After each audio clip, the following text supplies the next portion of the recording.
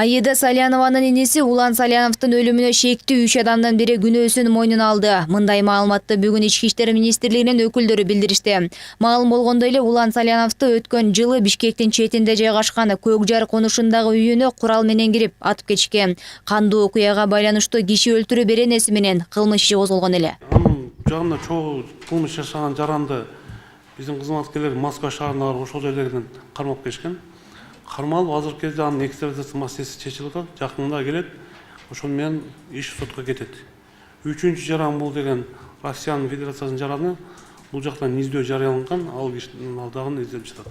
Ал эми акыркы 4 ай ичинде баңгизат каражаттарын мыйзамсыз жүгүртүү менен байланышкан кылмыштардын саны 458 түздү. Бул көрсөткүч өткөн жылдын ушул мезгилине салыштырмалуу 11 кылмышка көп.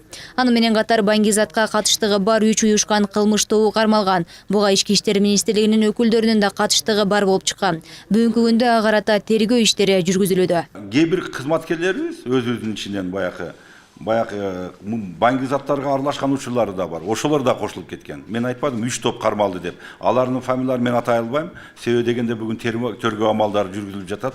Алар ар кандай ичиндеги биздин кызматкерлер болот. Башкача айтканда биз өзүбүздүн катардагы ошондой кызматкерлерден дагы арылып жатабыз. Маалым болгондой эле Таза коом долбоорунун негизинде Борбор кала Бишкек шаарында 4 көзөмөл камерасы орнотулган. Анын негизинде 1 айдын ичинде 70 миңден ашуун жол эрежесин бузуу фактысы катталды. Анын ичинде ылдамдыкты жогорулатуу фактысы 40.334 түзөт. Ошо жана злость нарушитель деп коебуз, кайта жол эрежесин бузган фактылар да катталган да. Көбүнчө ошол фактылар катталган боюнча биз аларды сортировка кылып атабыз да, карапчы. Бүгүнкү күндө бул багытта чара колдонбойт, бул тестим режимде жүрүп атат. Бул кандай шартта иштейт депчи. Эми кемчиликтер бар, ошолорду изилдеп атабыз. Кемчиликтердин изилдөөгө болчу бул жанагы жол тилкелеринин жоктугу, ошол чийимдердин аздыгы. Аны менен катар маалымат жыйында Ички иштер министринин орун басары 2018 жылдын 4 айынын ичинде жол кырсыгынан 202 адам каза болгонун билдирди. Бул былтыркы жылдын ушул мезгилине салыштырмалуу 17,3% аз. Бардыгы болуп 1580 жол кырсыгы атталган. Негизинен бул жерде ошол кырсыктардан эми салыштыруу болбойт. Ошондой болсо да мен фактын айтышыма туура келет. Урматтуу кесиптештер, ушул жол унаа кырсыктарынан каза тапкандар бүгүнкү күнгө чейин 202.